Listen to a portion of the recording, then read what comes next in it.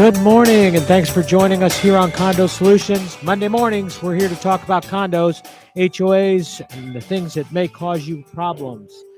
And we try to make ourselves available for calls. So if you've got some question that you've been wondering about relative to your condo or your homeowners association, feel free to give us a call at 220-9788, 220-WSTU. My name is Mark Breckville. I'm a local CPA and a community association manager, along with Peter Mullengarden. Peter is an attorney and has been working and specializing in this area for a number of years, dealing with homeowners associations and condos, primarily representing the associations. So he's got tons of experience from a legal standpoint, lots of opportunity there to ask him some questions, and we'll be glad to help you. We will take any of your questions. We ask that you not give us the association name because we don't really need that. And we also we don't want others to think that the question doesn't apply to them. So, all we need is something to call you, a name. You can use your neighbor. If you don't like your neighbor, want to say something, you can use your neighbor's name. We don't care, but it's all right. It's anonymous. Mike will delete all records from the caller ID after the show, so we'll never know who did it. But one of the cautions we do give you is that we're going to give you the best answer we can, but we don't have your documents. So if you have a situation where you've got a problem, an issue, and you need to get a rock solid answer, you're going to need someone like Peter to look at your documents. So give him a call, and he will be happy to set up an appointment and give you a individual consultation if you need it or your association needs it. Be happy to meet with you and talk to you about that. Peter, why don't you give him the phone number, because we don't do that as much as we should. So go ahead. Okay. Good morning, by the way. Good morning. Okay. It's 561-241-4462. All right. So that's where you can get a hold of Peter, and give him a call if you've got something that is maybe a little bit more sensitive, or something that needs maybe an immediate action. That he's going to have to look at your documents and maybe do a little bit of work there. So feel free to give him a call. Otherwise, we welcome the calls, 220-9788, 220-WSTU.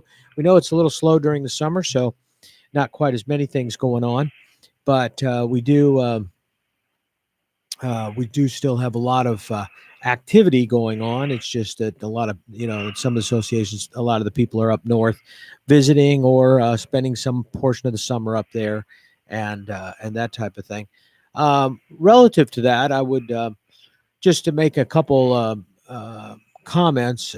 If you are going to spend some time away from your unit, first of all, you need to take a look at what kind of requirements there are in your documents or in the rules and regulations for securing your unit when you're going to be out of town for an extended period of time.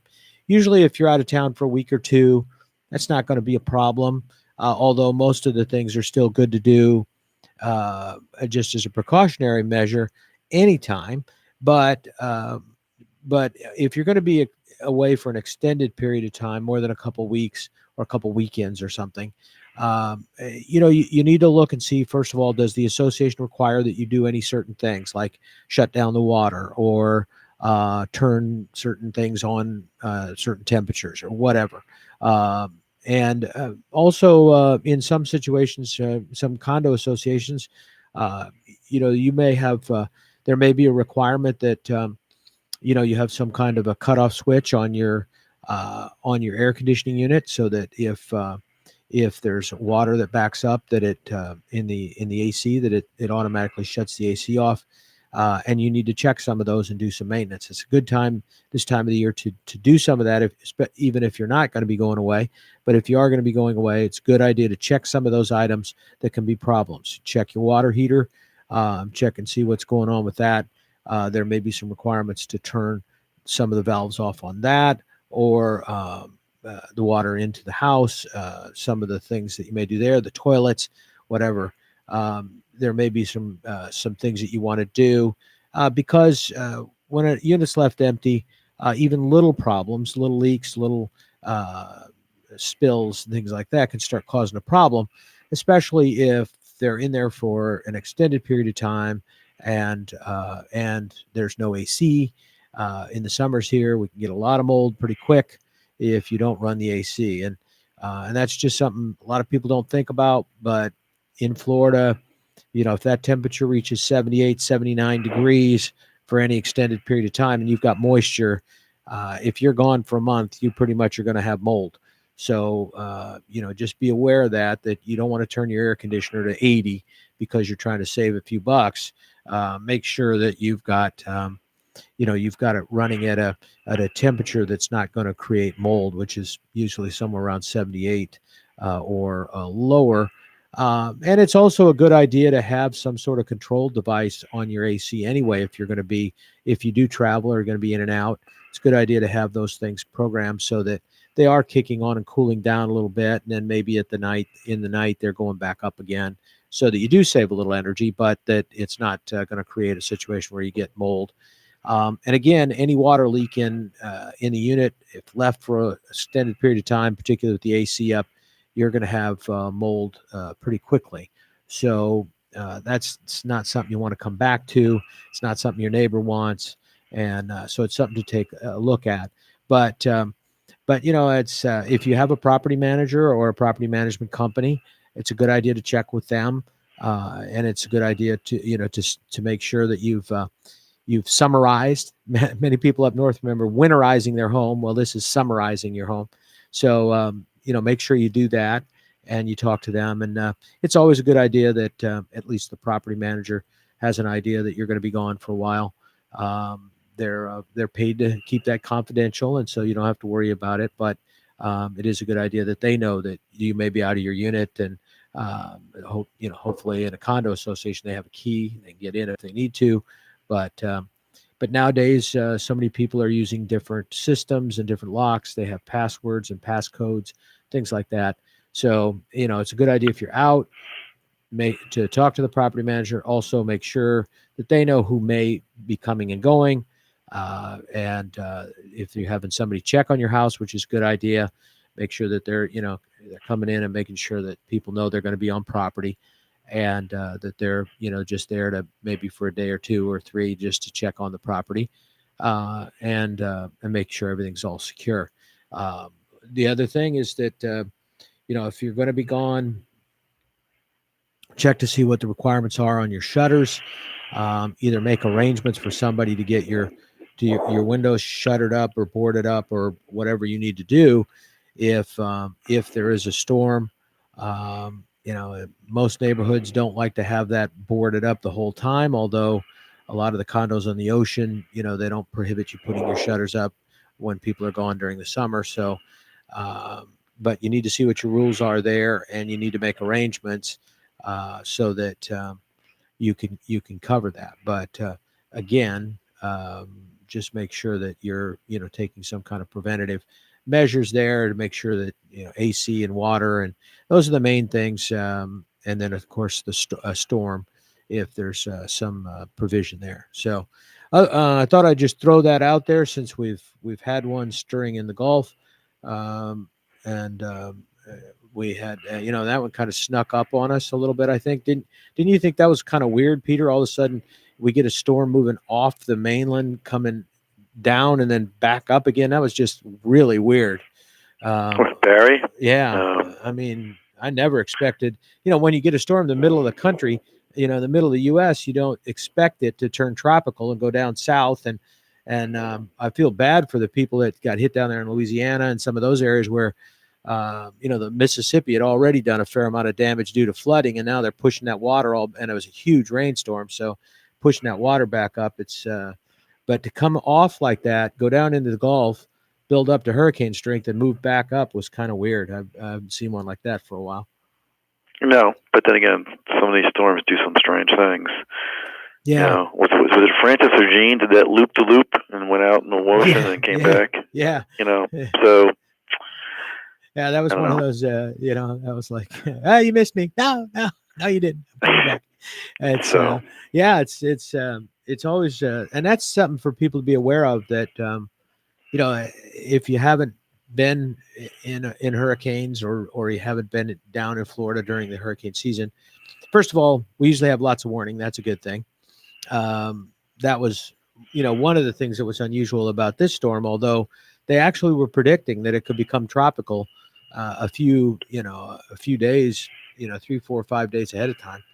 But for those that aren't familiar with it, it does, these things do kind of move weird depending upon what kind of fronts are moving through. They will loop back around. They didn't hit you hard enough, so they come back and hit you again. There's some that have done that, and there's ones that tend to just sit there, like Gene did, just sat there over the water for a little while, see how much rain it can dump on you. And this just looks like what Barry was doing there a little bit. Just picked up a little moisture from the Gulf and decided to bring it back with him. And that is something to be aware of. Water temperatures, it's as we get into uh, we get into July, and then late July, and then August especially, and somewhat into September, we're going to have pretty good water temperatures, particularly in the shallow waters of the Gulf, but even just off the coast here in Florida. And you get those big storms coming in off of Africa, and which they need to build a wall, because they've got to stop those storms from coming in. And if they would just build a wall off the coast of Florida, that would stop them. Don't you think that would work, Peter? What? Build a Do wall? what? Build a wall off Build the a wall. coast? I'm not going to touch that eye. That immigration thing, I don't want that stuff coming from Africa. We got to stop that. But anyway, no, we got that. The other thing that we have this time of year, speaking of storms and things for people to be aware of, especially if you've got some health issues, it's probably not yet, but in about another month or so, they get that. Speaking of stuff coming in from Africa, we get that. The Sahara Desert dust, and it's unbelievable. People that haven't experienced it will just be cloudy for it's not cloudy, but it's our version of smog, and it gets, the air quality isn't as good, but it definitely is kind of weird that we get smog here in Florida, but it's that dust from the Sahara Desert, and it's this time of the year we always Actually, get the dust from the Sahara Desert actually. I mean, the only good thing it does is it does tend to keep the storms away or de-intensifies them. Dries I guess right by up. making It's making like throwing dry. sand on kitty litter. I mean on kitty pee. Just goes right away, right? It sucks that stuff right up.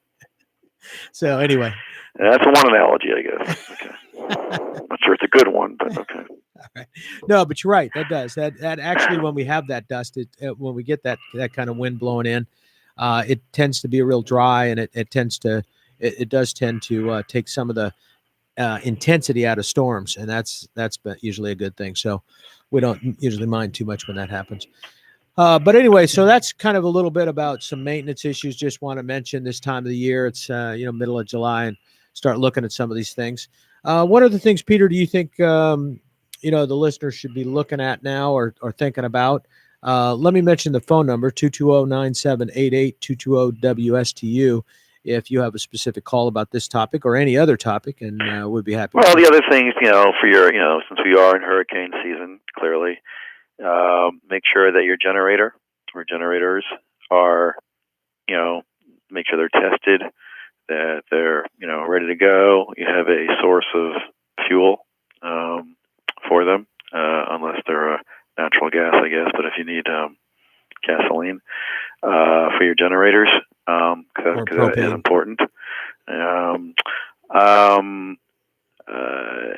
We've talked before about, in the post-storm scenario, where you may need some funds quickly to help with the cleanup and to start the reconstruction. You may need a line of credit lined up. It's difficult to collect special assessments that quickly, especially when everyone's scattered. There's a couple things that you want to think about. In the aftermath, the prep, with the generator. Make sure you have some kind of plan in place. Pre-storm, whether that's something to assist your owners. Not necessarily the association that is not responsible for the evacuation per se, but make sure that the association is able to, keep the books and records safe if they're not stored in the cloud. Make sure they're somewhere high and dry, Yeah. hopefully, not like in a first floor filing cabinet. Especially from the ocean with a storm surge, where that filing cabinet could end up, submerged or gone. Yeah, and I, speaking mean, I of that, remember after one of the storms. I remember after one of the storms up in Hutchinson Island, I saw the watermark was 6-7 feet up in some of those lobbies. So the water does. and along those Storm same surge. lines, The storm surge can be a problem. yeah, along those same lines, talking about having your storage and backup and things. The other thing that you should be doing this time, and you should be doing it throughout the year, but test the backups to make sure they work. I've seen it on a number of occasions. Clients say, "Oh, we're backing up. We got stuff stored. We take it home. We got it all. We're all covered." And then they go to try to actually back up something and find out that there's nothing on the tape or nothing on the disk or whatever. So make sure that that you're testing it. If you don't know how to test it, then you need to get a professional to come out and show you how to back it up and how to test it, how to make sure, because that's one of the things that they will do on a regular basis is make sure not only that it's backing up, but the backup is good and it's working. And that's so I just wanted to mention that. Make sure you test that backup too, even if you've got it. Make sure you're testing it. Yeah. So those are just a couple things. Make sure you have a emergency list of your owners, with phone numbers, email addresses, cell phones, whatever you can get, and actually make sure that list is also, because you have to contact them in the post-storm scenario, give them information that may be important, regarding the building, and what's going on. So that should be with someone who has some responsibility in the post-storm to contact the owners, whether it's the manager or one of the board members. Well, the interesting thing too is that with the number of smartphones and things that are out there, we're not taking advantage of some of the technology that we should sometimes. But for example, you can download an app on your phone from Martin County Utilities, and they'll notify you when you've got any kind of serious, issue, weather, water issues, whatever. You can get those kind of notifications. They've made the associations have these websites, which I think is ridiculous. And at the same time, then they don't have any requirements for notifications and safety issues. You know what I mean? That I'd rather see them spend money on something like that, where the association at least has some sort of notification system. I know, the system that my son uses is if they have emails, they can send blanket emails out to everybody to let them know what's going on. But again, a lot of people don't have emails or don't have email addresses or aren't. But a lot of people today, seems like the major communication is through apps and smartphones, and that's a way that even if you don't have the association notifying you, if you're here in Martin County, or you can put in information into that app to tell it where your location is, and it will give you neighborhood specific and county, but it'll give you some neighborhood specific information. That's always a good idea to download that and have that available, so you know what's happening too, especially if you're going to be outside the area, because that can let you know even if you're not local. So keep that in mind. But I think, and the generator thing is a good one. It's always a good idea. Make sure you're testing those generators, make sure they're working. Make sure, like Peter said, that you've got propane or whatever kind of fuel available. It's always a good idea to have a contract with somebody. If you've got a propane tank, it's always a good idea to have a contract with somebody to make sure that you have you're going to get service when it's necessary. Because you may have plenty of propane now, but come a storm when it comes time to refill, are you going to have a source for refill? And usually the companies refill those those associations and businesses that they have a contract with first. So just make sure, because as many of you remember, not only are they busy, but they also can run out of fuel, and get to a point where it's not all delivered. So, so that's something to take a look at, and make sure that you're covered. And then the last thing is that we've talked about this before, but you know the timing of your insurance policy renewals. Just recently,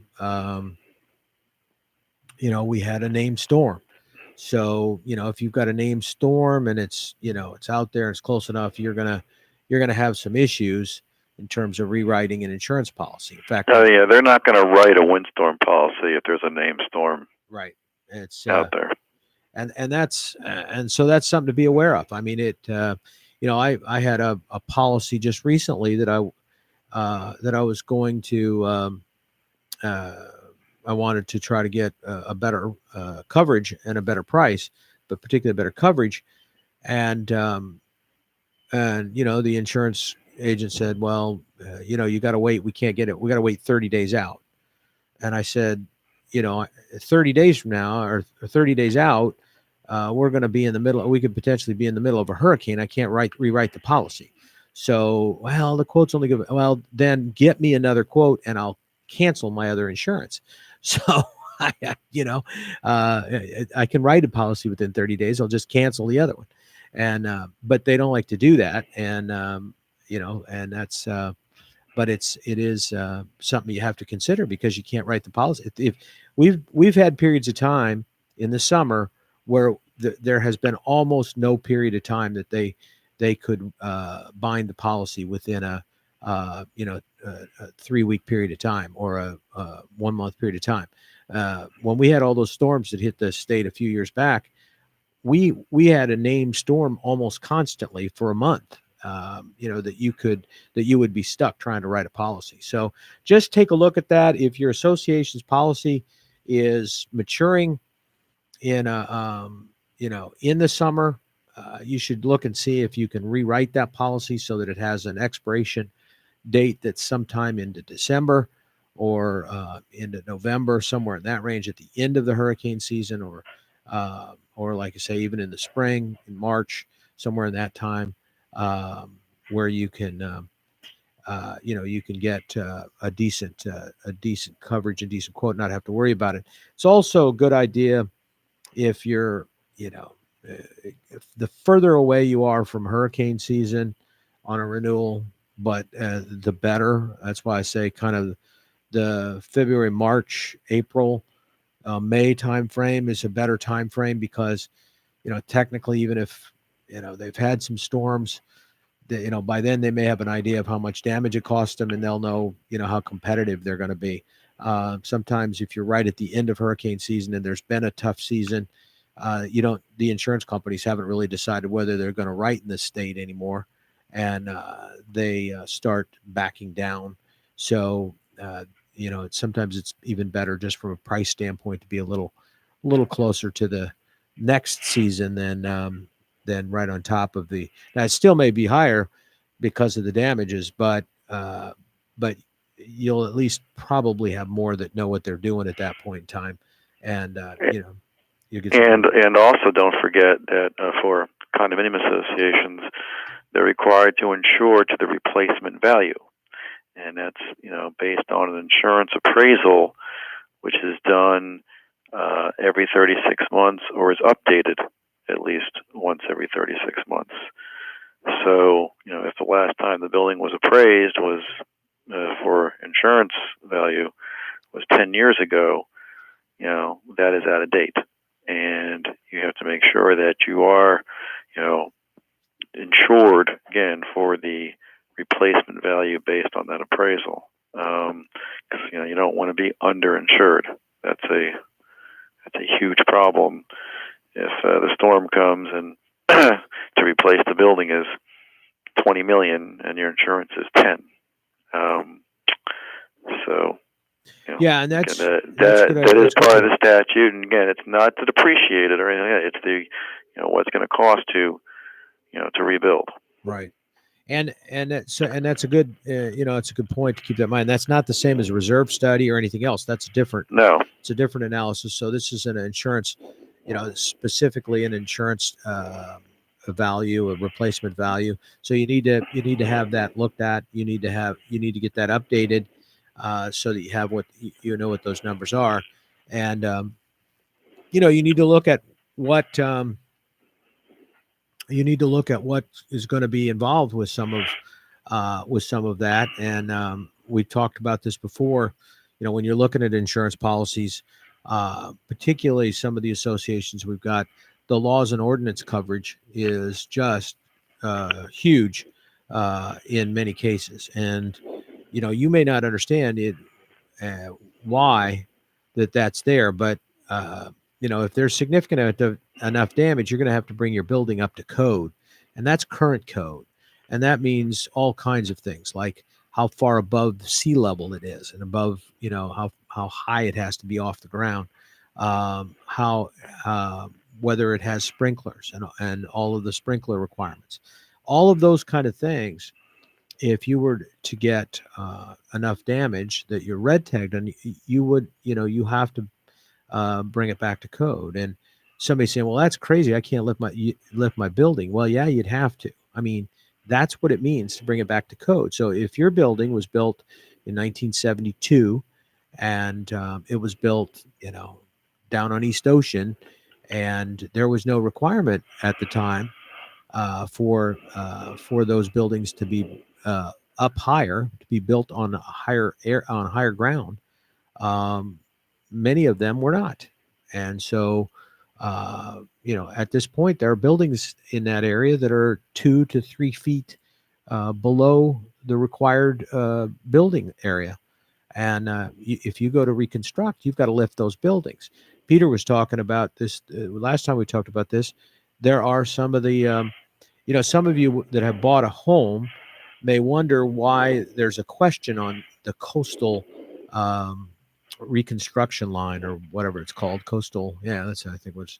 And the reason is because uh, you can't build beyond that line. And um, and that line, first of all, has changed some, but also uh, that wasn't true years ago. You could build, pretty much as close to the beach as you wanted, but you could get up close to the beach. Now, if your uh, building is damaged enough, you're going to have to move your building back, or you can't restore the building. So, say for example, the pool was over that line, you can't put the pool back. Not there. You may have to put it someplace else. There are some associations that the setback is far enough that they couldn't reconstruct the building at the size that it is. And then also there are certain code restrictions now that would require that they might not even be able to build the building at all the way it is, or in the type it is. So you have to look at some of that kind of thing, because that could be very, very significant. And without some kind of coverage on that, you may have a situation where the association has to file bankruptcy, in effect, I guess, and liquidate. Have you? There was some talk about that happening, Peter, years ago. Have you ever had an association or been through an association that's had to liquidate for any of those kind of reasons, or just in no, general?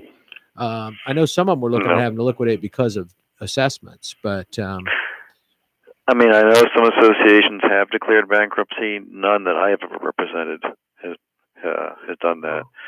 Back in the, I guess what's known now as the Great Recession, yeah, whatever it's called, there were some. I had heard about some associations that did declare bankruptcy because so many units were not paying, or in foreclosure or whatever, that they had no income, because that's the source of income, right?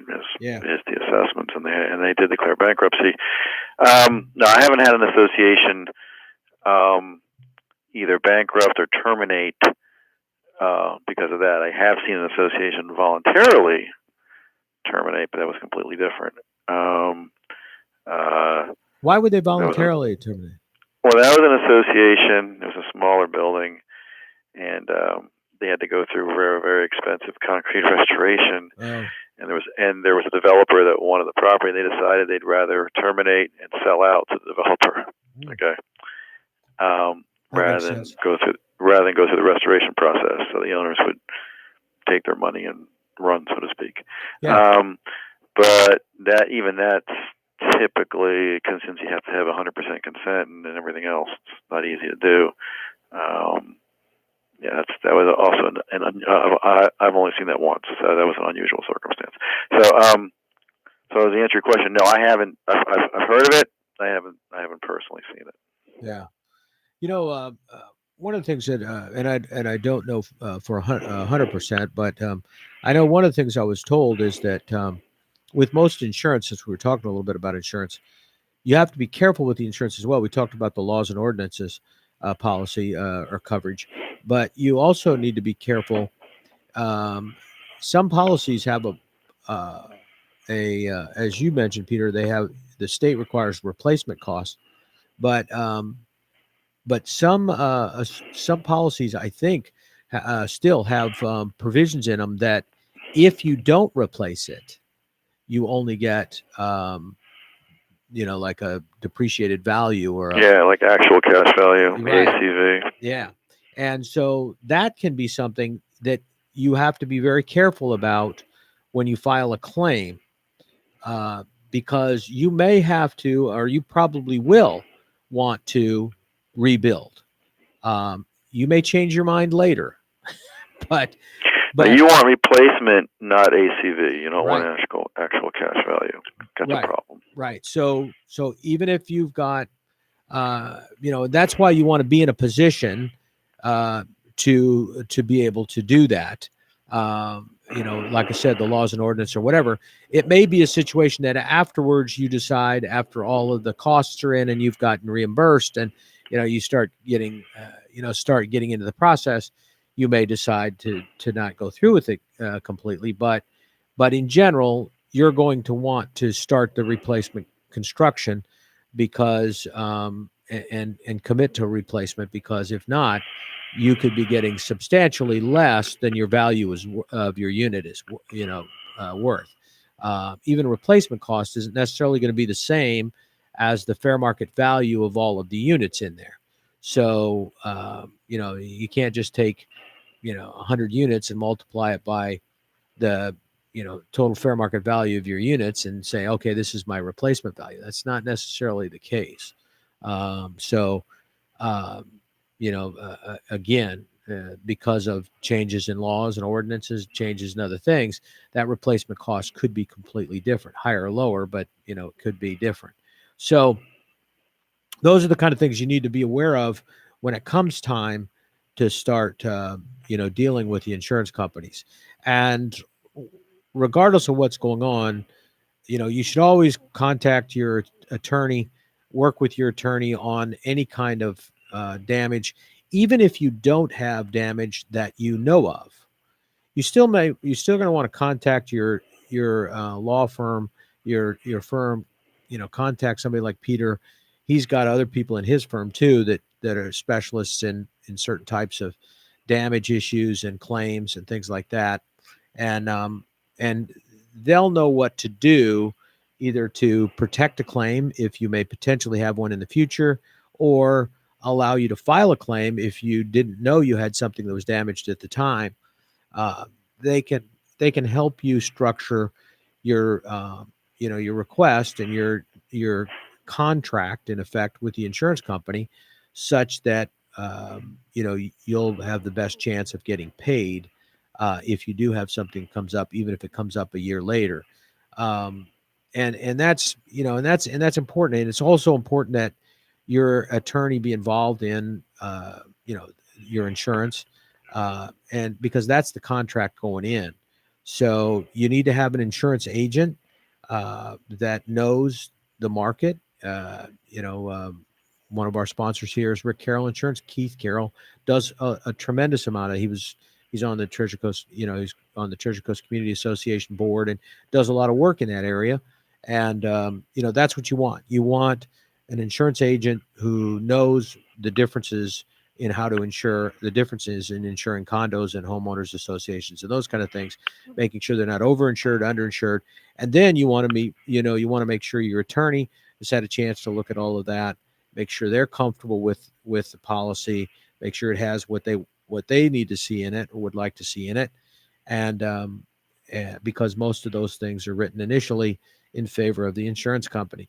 So, including language sometimes that says that you've got a certain period of time to bring a claim, and if you don't bring it within that period of time, they don't have to cover it. Well, that's if you agree to that, they don't. But most, but from a legal standpoint, that time frame is usually a lot longer to bring a claim than what the insurance company wants. So anyway, those are the kind of things too that you want to get involved with. You want to have your attorney involved with. Yeah, you also want to make sure. Again, this there's no exact right or wrong, but you want to make sure that after a storm that you're getting all the your claim includes all your damage, or you try to make sure it includes all your damage. And sometimes it's not visible to the naked eye. Some obviously is, but some isn't.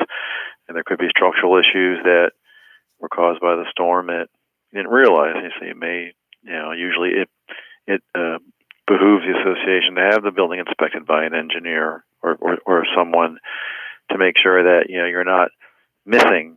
Your claim doesn't miss things that should have been there, and then you sign a release, and it's too late. That you only picked up on a few things, the roof and this and that. You didn't realize that there was other problems with the building that was caused by the storm. So. Well, and that's a good point. And plus, at that you want to capture everything you can. Right. And at that point, the insurance company is trying to limit their losses. Right. They're going to be trying to blame stuff on maintenance, those kind of things. Or pre-existing conditions, maintenance issues, or lack of maintenance issues, or whatever. So, you want to make sure that, first of all, that when you enter into your insurance contract, that that you haven't given away those rights to start with. That's all. That's all we're talking about, is just making sure that you've left it open so that they haven't limited the law. You're not going to ask them to give you potentially anything that's greater than what the law says, but you don't want it. They're going to, in their policies, are going to try to limit their exposure, and so they're trying to limit what the law would require from time to time. So, like I said, just make sure that that's a good time to have somebody, like, say, your insurance agent, get a good agent, get your attorney to look at it. Now, I see, you say agent, we say, well, that's the insurance. Well, not really. And one of the things I want to mention is that, first of all, agents are they are agents for the insurance company. And sometimes when you've got a captive insurance company like a State Farm or a Nationwide or an Allstate, they represent only one policy. So basically they have no choices. But when you get an independent agent that's got multiple different types of multiple companies that they represent, they kind of become an advocate for you, in that, granted, they're trying to sell insurance, but they have a lot of choices. So they really would rather sell the insurance than not sell the insurance. So they're going to try to find something that works best for you. And, so don't be too afraid of the situation. And they'll also have an idea of what's going on, what insurance companies are tightening up, which ones are in the process of ramping up prices, and which ones aren't. And it's something you got to look at, because, there may be one company, I mean, that they're a little bit more expensive, but your agent may know that they've gone through a price increase and that they've got a history of being pretty stable after that. Whereas, there may be another one that's a few $100 or $1,000 cheaper, but, they know for a fact that they had huge coverage in the Midwest and are probably going to be raising their prices due to the flooding to try to recover some losses from that area. And, the people in the Midwest always complain that they're covering our hurricane losses. Well, now we get to complain that we're covering their flood losses. Uh, but those are the kind of things that you need to, you need to have, why you need to have a good agent. The other thing is, it people think, oh, let's get out there and get these guys bidding against each other, and we'll get out and we'll get 3 or 4 of these guys. I'll go out to my local guy. I've got a friend here who's an agent. We'll go out to them and we'll get them bidding against each other. We'll get the price down. That doesn't happen. And in fact, if your policy is big enough, you're better off dealing with an insurance broker or a very, very large insurance agency that acts as a broker. Because the fact of the matter is that no matter what you're talking about, there are only a handful of companies that actually insure or reinsure these large policies. And so if you've got a large policy like that, um, all of those insurance companies are going to, all those agents that you got are all going to go to the same insurance company. Well, a couple things happen there. Usually, the way it works is that if whoever gets there first is the one that they will write. Now, if you went to 3 agents and 2 of those 3 agents, they deal big time in Chubb policies. Chubb's probably giving them big discounts because they're writing so much insurance through Chubb. But if the third agency has the ability to write Chubb, but doesn't write much of it and decides to write Chubb this time for you, you're going to get their price, not the other 2 guys' price, because they're not going to come back and say, oh, I'm giving you this one and you 2 agents, I'm giving you this lower price. That isn't going to happen. So you've just shut yourself out because those agencies are all going to the same place. And I know sometimes you'll hear your agent say that and you say, oh, that's just a bunch of garbage. They're just saying that because they don't want to compete. That's not true. In the insurance world, there are a limited amount of these guys out there, especially on the reinsurance side. When you get claims over $1 million, $2 million, $5 million, you start getting into those ranges, which for most of our associations, that's going to be there all the time, especially the condo associations on the beach, the high rises. You're going to have big numbers. They're going to reinsure on those. On those, you got Swiss Re, you got Lloyd's, you've got maybe a handful.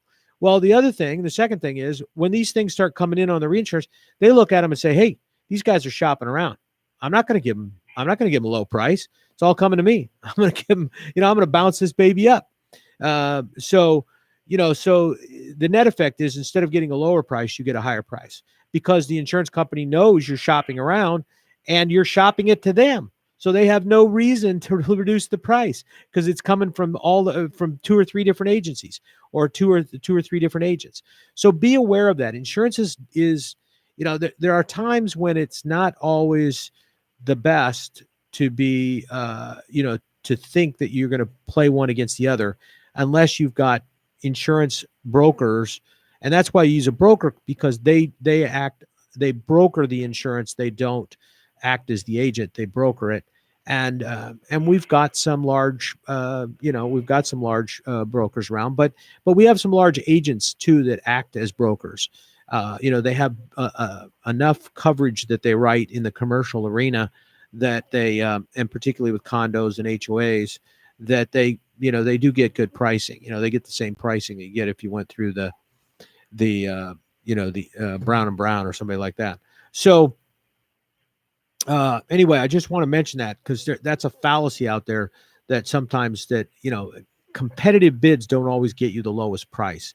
You have to be aware of what you're bidding out and making sure that you're not really getting a higher price because you went to the wrong person. And that happens a lot of times. These guys have friends, you'll have somebody on the board that says, oh, my local guy, he's really good, pays a lot of attention to me. He's giving me great policies on my homeowner's policy or my car insurance. Well, that's true, but he's not writing a $20 million condo policy. And he or she may not know how to do that. First of all, they may not know what coverages are necessary. Second of all, they may write 1 or 2 of them a year.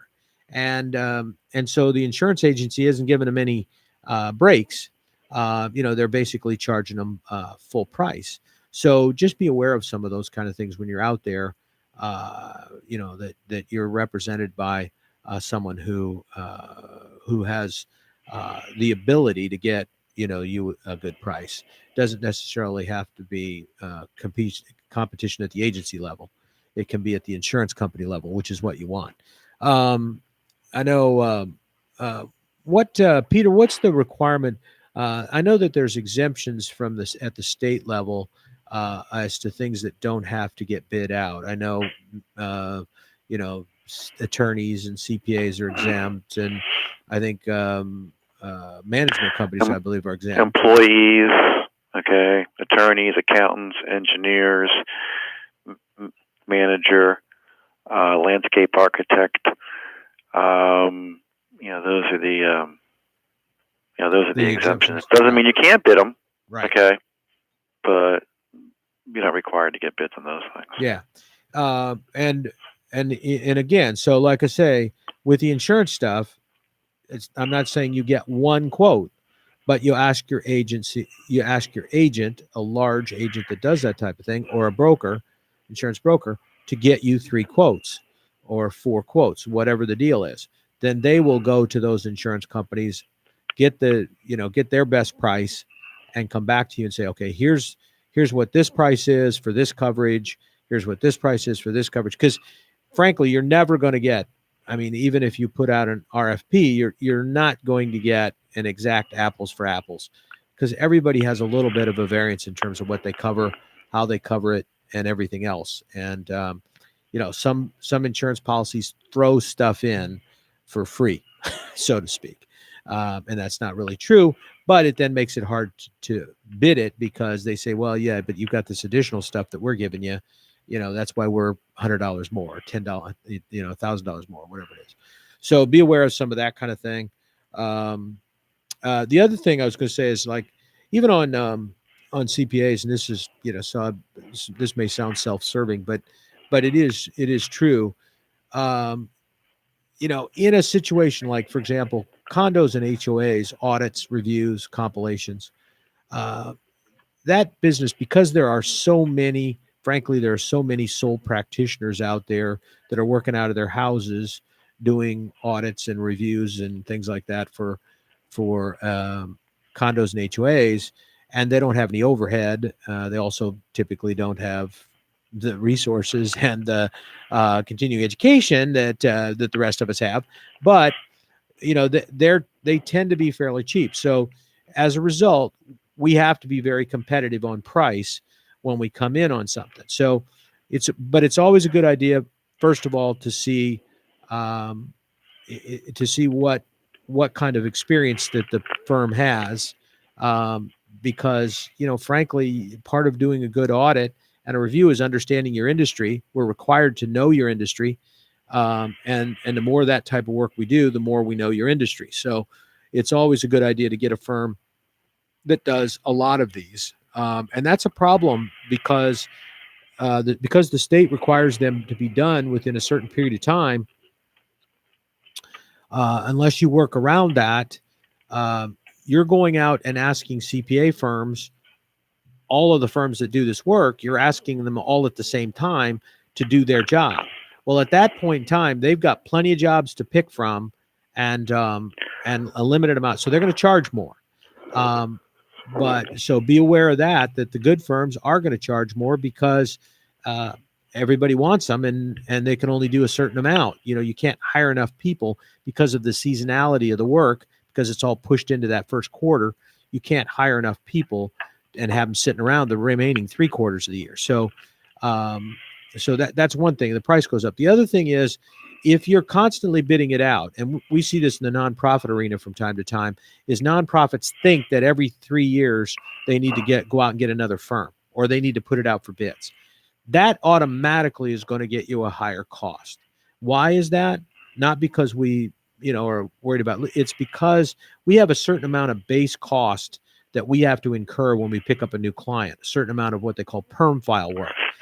That's once we do that, we don't have to do it again the next year or the next year. So, it takes us a while to get up to speed. So as a result, most of us will spread that cost over a longer period of time if we think we're going to have the client for a long period of time. But if we know we're potentially going to lose it in 3 years, we're spreading that cost over 3 years. So anyway, it's just something to be aware of. We're running up to the end of the hour, but hopefully you got some information, and you'll join us again next Monday from 9 to 10 o'clock. Get some additional things. Feel free to tell your friends, call in, write the number down, 220-9788, 220-WSTU, and join us here every Monday on WSTU for all of the information you need relative to condos and homeowners associations. Because WSTU is your digital 1450, your heritage station right here in Martin County.